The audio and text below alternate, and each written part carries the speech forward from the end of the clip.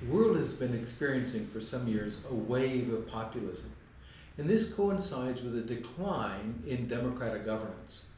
This last year was the 19th year of a measurable decline in democratic governance around the world, according to Freedom House.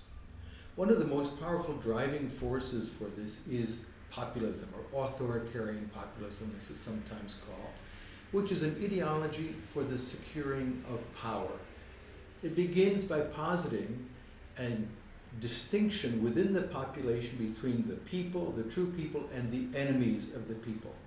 Ernesto Laclau, who is an Argentinian populist theorist, a Peronist, a Marxist, and then later a post-Marxist, articulated this idea in his book On Populist Reason.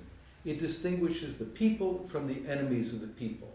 So the people is a subset of the population within a country. The enemies of the people are determined by the leaders of the populist movement. It can be anyone. It can be minorities, religious minorities, racial minorities. The Jews have always been a convenient enemy to mobilize populist forces, but there are others as well. Once they do that, they then establish that there's one true people with one will.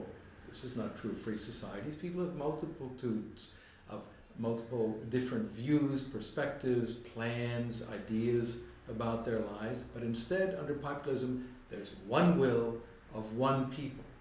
And it is given voice by one leader. The leader says, I am your voice. I represent the true people.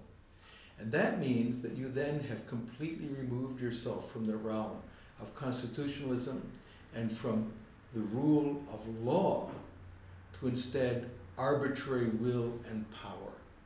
And when you reach that stage, you have lost your freedom, because freedom is intimately connected with the rule of law, the ability to make your plans, to govern your life according to known rules that are applicable to everyone.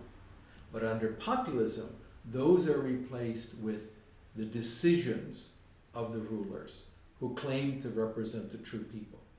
Populism is a very special kind of oppositional force to liberal democracy because it's not an ideology in the usual sense.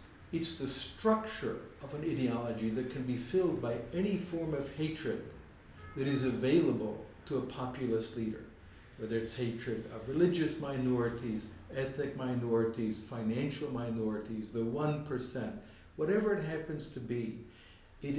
Populism is an empty vessel that can be filled by ambition, the lust for power, resentment, hatred, and rage.